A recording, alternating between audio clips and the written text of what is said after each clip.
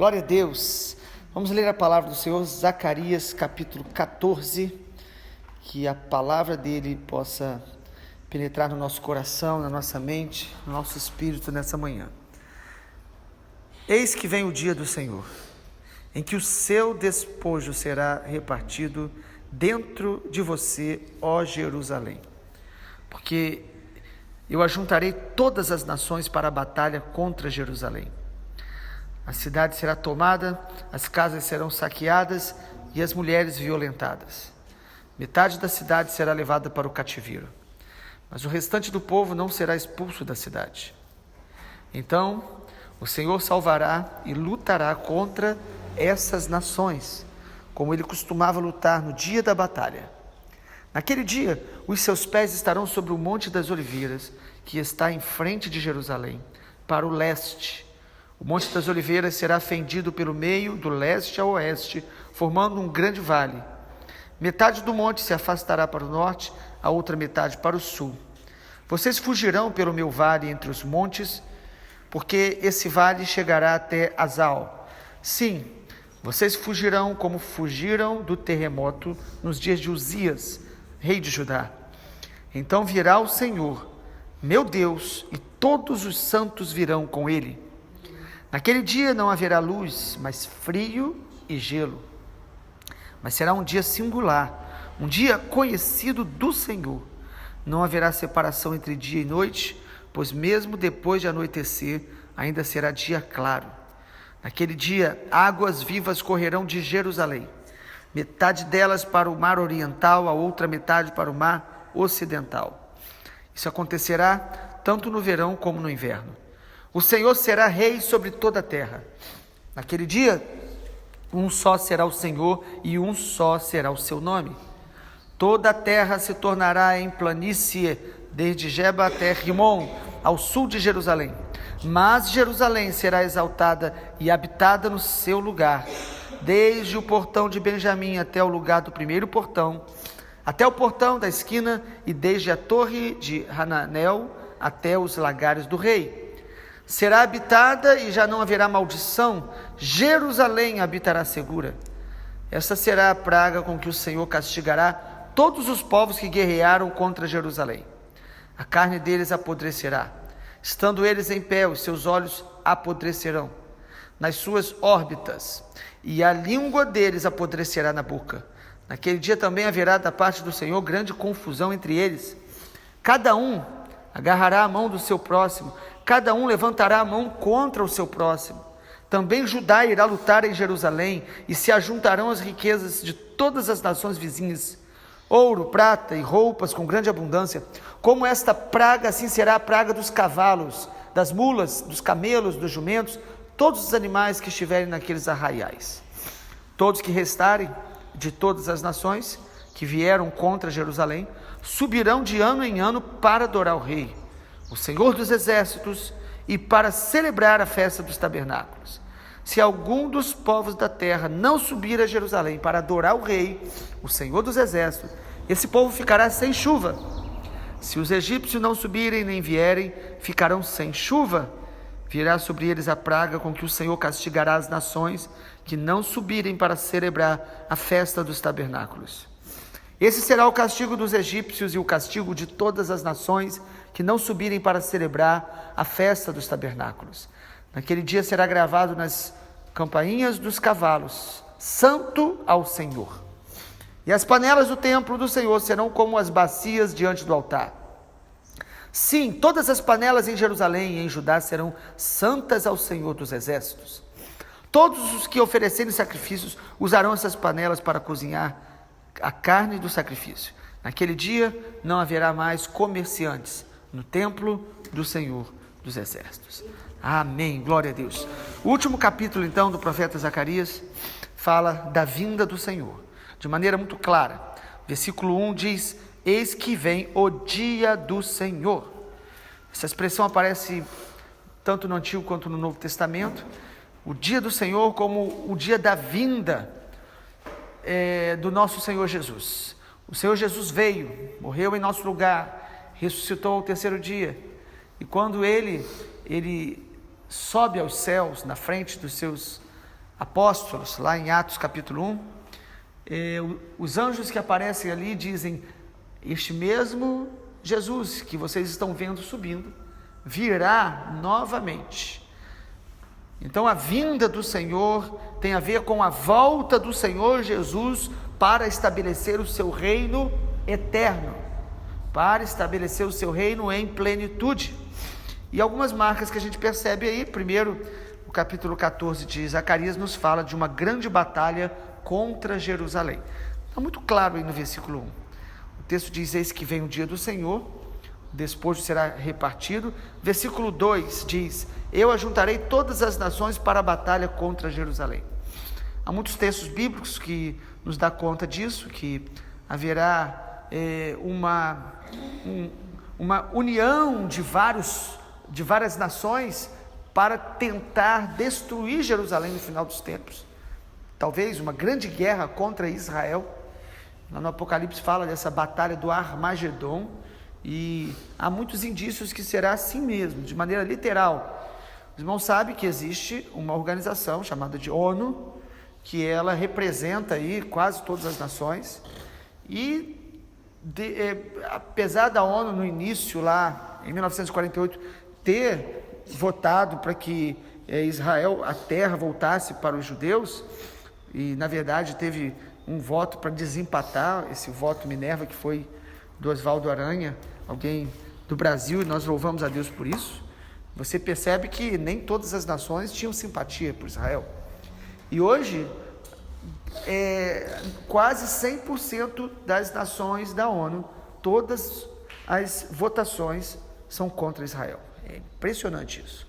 Eles têm uma preferência absoluta sobre tudo que é contra Israel. E há poucas nações, e geralmente liderada pelos Estados Unidos da América, que têm se posicionado em favor de Israel. Podemos ver isso de uma forma política, ter as nossas interpretações, mas o fato é que a Bíblia diz que as nações se voltarão para uma grande batalha contra os judeus. O que vai motivar isso? Não sabemos de maneira clara, mas a gente sabe que Israel é odiado por todas as nações ao seu redor. As nações de maioria islâmica e todos os grupos terroristas islâmicos, o alvo deles é destruir, aniquilar Israel. Os mapas das nações do Oriente Médio, todos eles não incluem que existe Israel naquele território. Então esse ódio, essa rejeição aos judeus, além de ser histórica, ela é extremamente atual, e isso é um sinal que a volta do nosso Senhor está muito próxima. Está muito próxima. Não sabemos todos os detalhes. O povo do Senhor não saberá, e ninguém saberá o dia da vinda do Senhor. Mas os filhos de Deus estarão esperando. Os filhos de Deus estarão se preparando. Mesmo sem saber o dia, vamos perceber os sinais e vamos estar atentos e percebendo que está chegando o dia. Uma das marcas, então, é a grande batalha das nações contra Israel. Em segundo lugar, o texto também mostra uma grande intervenção, ou uma intervenção sobrenatural do Senhor em favor de Israel. Versículo 3 diz isso. Olhe na sua Bíblia como está escrito. Então o Senhor salvará, ou melhor, então o Senhor sairá e lutará contra essas nações, como ele costumava lutar no dia da batalha. Coisa maravilhosa. Eu sei que muitos podem dizer: mas esses últimos 2000 anos, Jerusalém já foi destruída tantas vezes, os judeus já sofreram tanto, não só no Holocausto, que foi de maneira tão terrível, e até no ano 70 depois de Cristo, quando Jerusalém foi invadida, eles pensaram que o Senhor ia guardá-los, mas eles estavam vivendo longe do Senhor, eles rejeitaram o Messias. Por isso o Senhor permitiu uma destruição parcial sobre os judeus, e historicamente eles vêm sofrendo muitos ataques. Mas aqui o Senhor está dizendo o seguinte: no dia da vinda do Senhor, haverá uma intervenção direta do Senhor, protegendo, guardando Israel, como nos dias das batalhas bíblicas. Porque quando o Senhor, amado, estende as mãos, ninguém pode impedir. nenhuma força das nações, nenhuma força satânica. Se o Senhor é por nós, quem será contra nós? Alguns tentam entender esse texto como essa proteção do Senhor sobre a igreja. Podemos também entender isso, porque nós somos, a igreja é o povo do Senhor na terra, mas como temos dito, cremos também que dentro da nação de Israel há um remanescente, que pertence, convertido ao Senhor Jesus, que esperam a vinda ou a volta dele, e aqui a proteção está sobre o remanescente e sobre a nação de Israel de uma maneira singular. Então haverá uma intervenção sobrenatural do Senhor, e aí sim nós cremos que é a volta do Senhor Jesus, como se as nações se voltassem todas, dizendo agora nós vamos aniquilar uma grande guerra contra Israel, e aí quem vem para proteger a nação e estabelecer o seu reino? O Senhor Jesus, o Messias. Ele volta nesse momento para dar vitória sobre o povo de Israel e estabelecer o seu reino sobre toda a terra. É o que diz a palavra de Deus a partir do versículo 4. Essa figura é muito interessante. Olhe na sua Bíblia, diz assim: naquele dia os seus pés estarão sobre o Monte das Oliveiras, que está em frente de Jerusalém. O Monte das Oliveiras, irmãos, onde Jesus foi elevado aos céus na frente dos apóstolos. O texto diz que ele virá e colocará seus pés sobre o Monte das Oliveiras. Fala que haverá ali como se o monte fosse fendido ao meio. É isso que o texto fala, no versículo também de número 4. O Monte das Oliveiras será fendido pelo meio, como se abrisse ali no meio um grande vale, e talvez um vale de fuga, como o versículo 5 fala, vocês fugirão. E aí, essa intervenção de Deus virá como um grande terremoto. E o texto do versículo 5 termina dizendo o seguinte, irmãos: então virá o Senhor meu Deus, e todos os seus santos virão com ele. Ou seja, aqueles que estão com o Senhor, que morreram em Cristo, e junto com os anjos virão junto com ele. Amado, o texto está falando da volta do nosso Senhor Jesus. Isso é maravilhoso, para estabelecer o seu reino. Seu reino que estará sobre toda a terra. O reino do Senhor vai se estender sobre toda a terra. Versículo 9: o Senhor será rei sobre toda a terra. Naquele dia, um só será o Senhor, um só será o seu nome. Todos os ídolos, todas as religiões falsas, todas as idolatrias que as nações praticam, tudo será aniquilado, e o Senhor Jesus estabelecerá seu reino sobre toda a terra. Aí alguns creem que isso será aí o início do milênio, 1000 anos de plena paz sobre a terra, onde Cristo Jesus reinará a partir de Jerusalém, e todas as nações subirão a Jerusalém para adorar o Senhor Jesus, para reconhecer que só Ele é Deus, e toda a terra o adorará. Alguns creem que isso seria um milênio literal. Outros, que na teologia a gente chama de amilenista, ou seja, eles negam o milênio literal, eles acreditam que na verdade Jesus já reina sobre nós já estamos nesse milênio, porque a igreja já é governada por ele, e a igreja continuará pregando o evangelho do Senhor Jesus, até o dia da vinda dele, mas que na verdade ele já reina. Nós cremos, amado, que na verdade o reino de Deus está dentro de nós, amém? Ele já reina realmente sobre nós, mas isso não anula o fato de que esse milênio poderia ser literal, porque há muitos textos bíblicos que nos dão a conta desse dia que o Senhor virá, e que Ele vai de maneira plena estabelecer o seu governo sobre toda a terra. E aí o texto fala então de recompensa para os fiéis, porque os fiéis estarão com Ele, e juízo para aqueles que não creem no Senhor, para aqueles que endurecerem o coração contra o Senhor. Versículo 11 diz assim: será habitada e já não haverá maldição, Jerusalém habitará segura. Ou seja, aqueles que creem em Jesus e permanecem nele, têm esperança e têm segurança, não tem medo do que acontecerá no futuro, porque o Senhor está conosco, porque Ele é o nosso Deus. Mas o versículo 12 diz: essa será a praga com que o Senhor castigará todos os povos que guerrearem contra Jerusalém, a carne deles apodrecerá. O texto está mostrando então que o juízo de Deus vai vir sobre todos os que permanecerem rebeldes contra o Evangelho.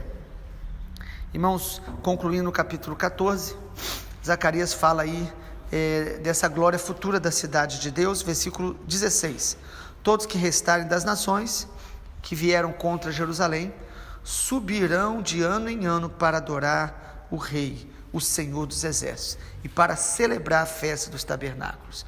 O texto está mostrando essa glória futura.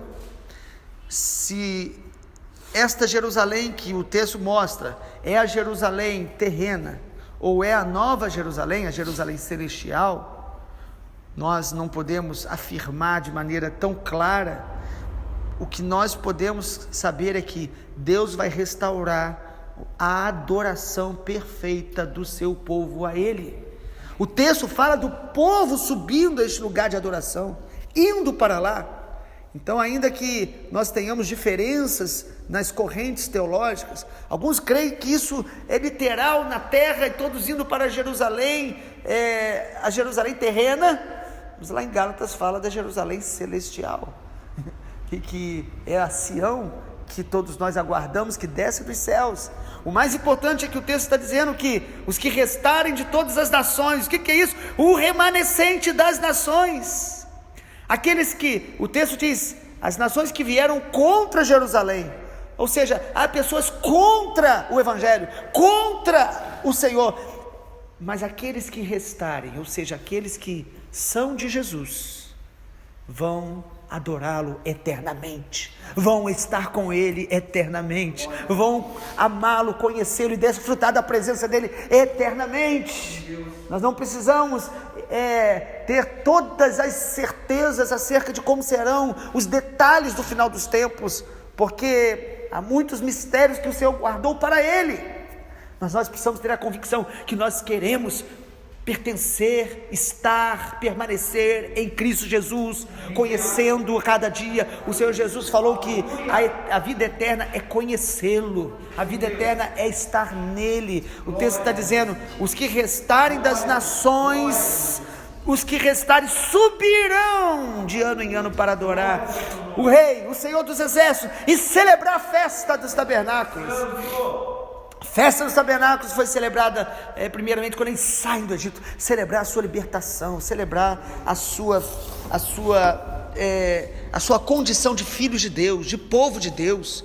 Versículo 17: se algum dos povos da terra não subir para adorar o Rei, este povo ficará sem chuva. Versículo 20: naquele dia será gravado nas campainhas dos cavalos: Santo ao Senhor. O que é isso? E as panelas do templo do Senhor serão como bacias diante do altar. Todas as panelas de Jerusalém serão santas. Sabe o que você está dizendo? Que a marca que nós vamos carregar para toda a eternidade é a santidade de Deus em nossa vida. Tudo que for tocado, a santidade de Deus estará sendo liberada através de nossa vida. Amado, de todos os atributos de Deus, a santidade dele é que é cantada, declarada continuamente diante da presença dele.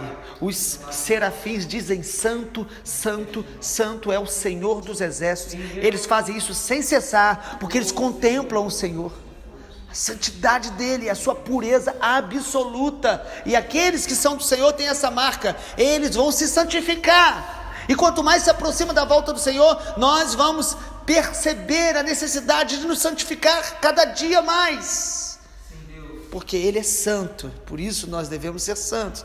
Concluindo, então, Zacarias, que foi esse profeta da restauração, esse profeta que encorajou a nação a dar continuidade àquela obra de reconstrução que tinha se iniciado, mas tinha tido uma pausa de alguns anos. Zacarias termina dizendo: mantenham a sua esperança, porque o Senhor que restaura a nossa vida na nossa caminhada terrena, Ele tem uma restauração plena e absoluta para cumprir e nos tornar seu povo na eternidade para sempre, sem mais sermos afligidos pelas coisas desta vida. A nossa esperança em Cristo é que deve nos encorajar a continuar servindo a Ele com alegria, fazendo a sua obra com alegria e se santificando diariamente. Essa é a palavra profética dos profetas do Senhor na antiga aliança, que Zacarias tão bem representa. Vamos orar?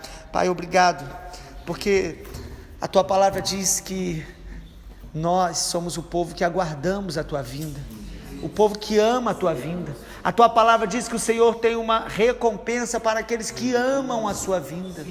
Pai, que a expectativa, a confiança, a segurança na volta do Senhor possa encher o nosso coração todos os dias, possa moldar as nossas prioridades, possa transformar o nosso caráter, nos levando a nos santificar cada dia mais, nos preparando como noiva, como igreja que aguarda a volta do nosso noivo, do Senhor Jesus. Obrigado pela Tua palavra que meditamos nesse tempo através do profeta Zacarias. Que o Senhor continue falando conosco e nos preparando para a Tua vinda. Renova a nossa esperança para aquilo que o Senhor tem colocado em nossas mãos, para darmos continuidade enquanto o Senhor não vem, mas que a nossa maior esperança seja no dia da vinda do Senhor, porque, ó Deus, servir ao Senhor pensando apenas nas coisas da terra não suprirá nosso coração. Nós Te servimos, nós Te amamos, mas nós aguardamos a Tua vinda com alegria. Maranata, vem Senhor Jesus. O Espírito e a noiva dizem: vem. Assim oramos em Teu nome, Jesus. Amém, Senhor.